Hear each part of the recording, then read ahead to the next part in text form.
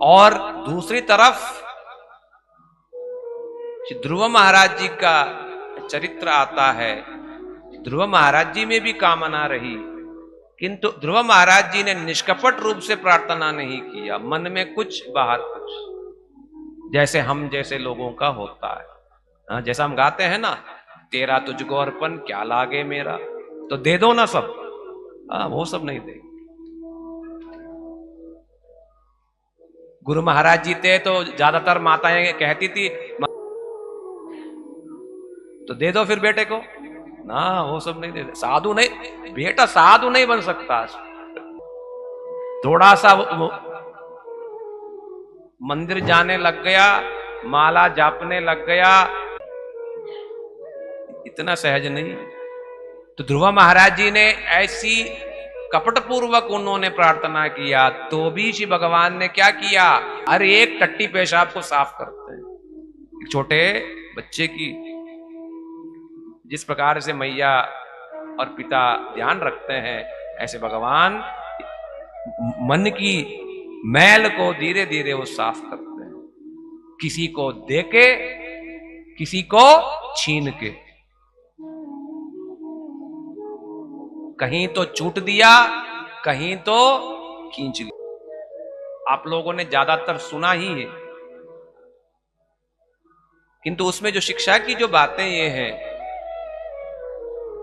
साल का बच्चा तो माता के पास गया और मां ने कहा, मां से पूछा कौन दे सकता है, मां ने कहा केवल श्री कृष्ण दे सकते हैं और कोई नहीं दे सकता।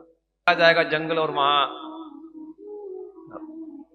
पाने के लिए तपस्या में लगा रहेगा, मैया को नहीं पता। और वो निकल गया।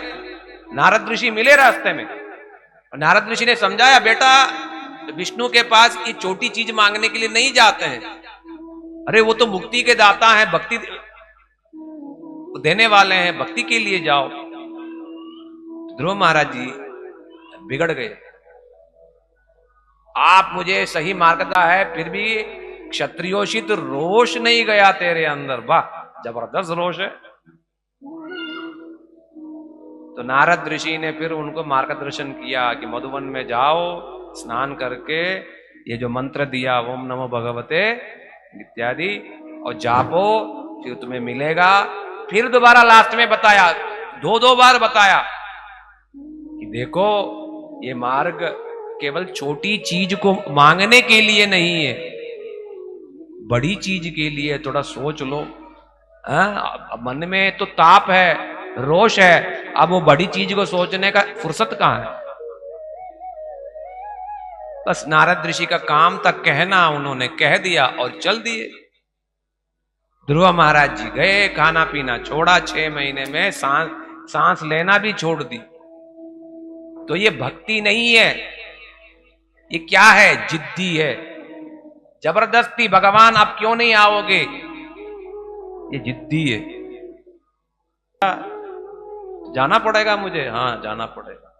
तो भगवान को मन नहीं है। फूल के महक से भंवर खुद ही खींचा चला जाए, वो प्रेम यानी भक्त के। और आप कहोगे राधे राधे श्याम मिला दे, क्यों मिलाएंगे? संतान मांगोगे, क्या मांगोगे? सेवा करना तो सीखा नहीं, तो क्या करोगे? गुरु महाराज जी जोर से डांटते थे, कुछ पता कुछ है ही नहीं, इसे कहते भेड़ चाल। क्या गलत कुछ मालूम ही नहीं, साधु संग किया होगा तब तो पता होगा। तो तुलसीदास जी ने बोला है ना, बिनु सत्संग विवेक न होई, राम कृपा बिनु सुलभ नहीं सोई। सत्संग के बिना विवेक कभी हो ही नहीं सकती है, संभव ही नहीं। तो ये ध्रुव महाराज जी मंत्र जापते जापते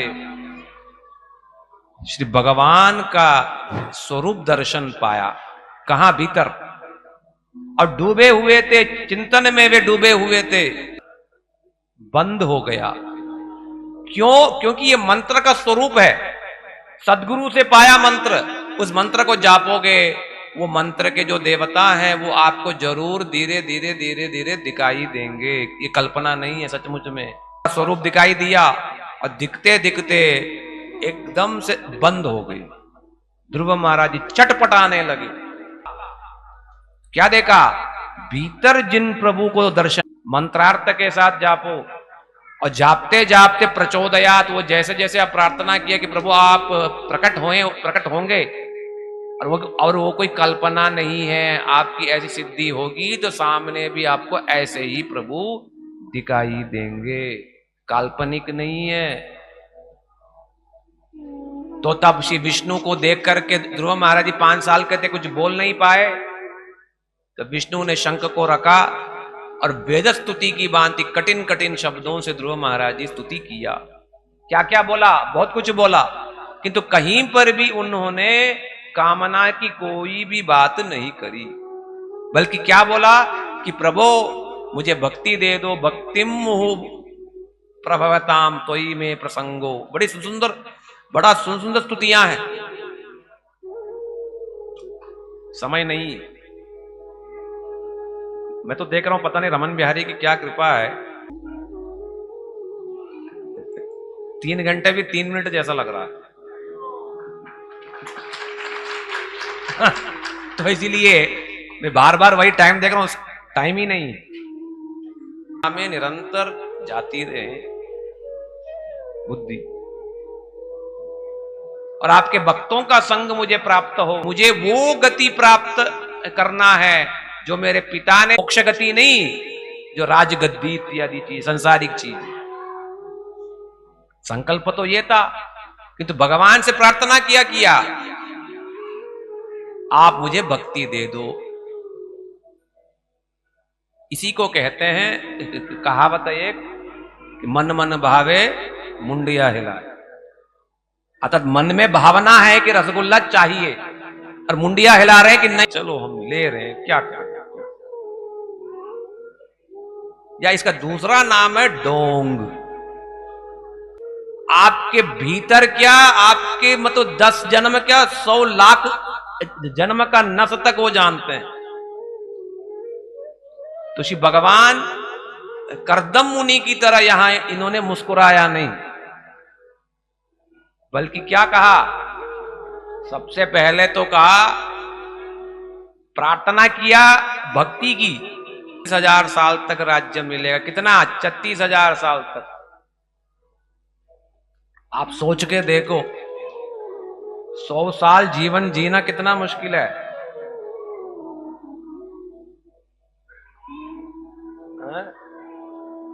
बूढ़े लोगों को पूछ के देखना, 100 साल जीवन जीना कितना मुश्किल है, बहुत मुश्किल है। और यदि कोई 36,000,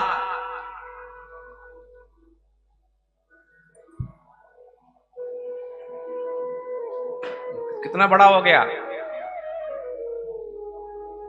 360 जीवन, 100 साल का, 360 इंटू 100, 360 जीवन जीने की भांति है। 36,000 साल जीवन मतलब राज्य। फिर क्या कहा? तुम्हारा सौतेला भाई युद्ध में मारा जाएगा और तुम्हारी सौतेली मां बेटे के मरने पर वो भी कूद के प्राण त्याग देगी। तो यहां पर ध्रुव महाराज जी मन ही मन सोच रहे हैं, अरे मैंने तो ये सब नहीं मांगा। ओ श्री भगवान मेरी भीतर की बात को जानते हैं, इनके सामने छिपा नहीं सकते हैं कोई चीज। लज्जित हो गई। तब मन में एक वेदना हुआ, खेद हुई, क्या मुझे भक्ति नहीं मिलेगी? तो तब श्री भगवान ध्रुव महाराज जी की इस भावना को भी समझ के उन्होंने बोला, क्यों नहीं, तुम्हें निश्चित मिलेगा। तुमको तुमको वो श्रेष्ठ गति तुमको चाहिए ना। तुम्हारे 36,000 साल राज्य के बाद मेरा भजन करोगे यदि, कामना को छोड़ के, तुम्हें वो गति मिलेगी जो गति आज तक किसी को नहीं मिला। ध्रुव गति मिलेगी तुम्हें, वैकुंठ लोक की वो गति मिलेगी आज तक जो गति तुम्हें मिला नहीं। ये सब कह के श्री भगवान चले गए और श्री ध्रुव महाराज जी जब लौटने लगे, इतने लज्जित हुए, इतने अपने आप को कोसा, इतने दुखित हुए, कहने लगे हाय हाय मैंने क्या किया। कहां तो चिंतामणि स्वरूप श्री भगवान जो मुझे चिंतामणि दे सकते थे, और मैंने क्या मांग के आया, कांच का टुकड़ा। जैसा कोई यदि किसान हो और किसान के पास कोई राजा कहे तुम जो मांगो हम तुमको दे देंगे, और किसान यदि सोच के कहे कि मुझे 10 क्विंटल भूसा दे दो,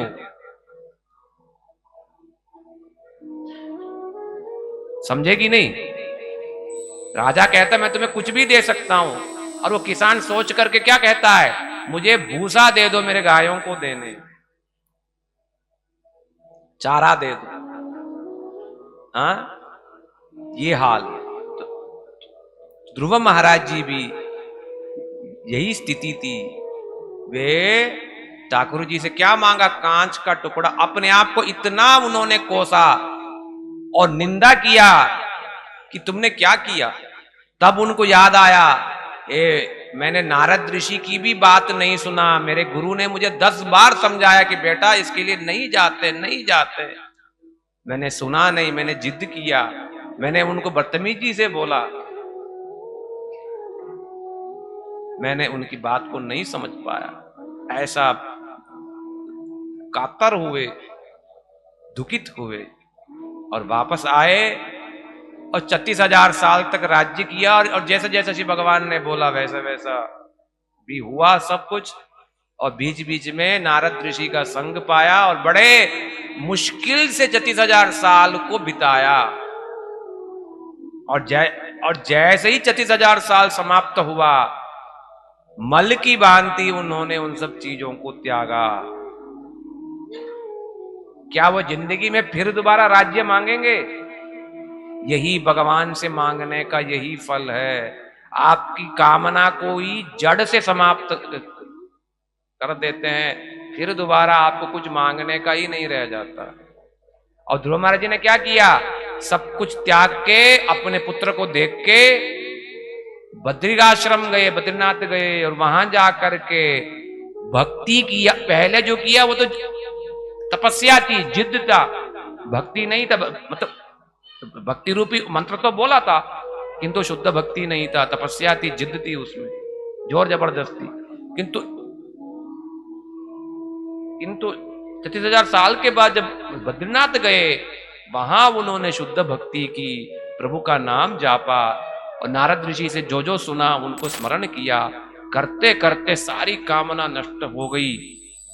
करते करते भगवान का स्वरूप अब धीरे धीरे स्फूर्ति होने लगा। देखते ही देखते प्रेम अवस्था को प्राप्त किया। नेत्रों से आंसुओं की धारा, पुलक, रोमांच होने लगा। जैसे ही प्रेम का एक बूंद प्राप्त हुआ, उसी समय वैकुंठ से विमान आया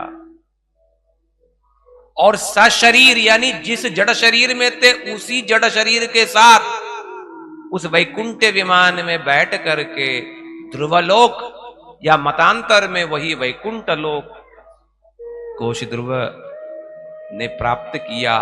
सशरीर जिस शरीर में जन्म लिया उसी शरीर के साथ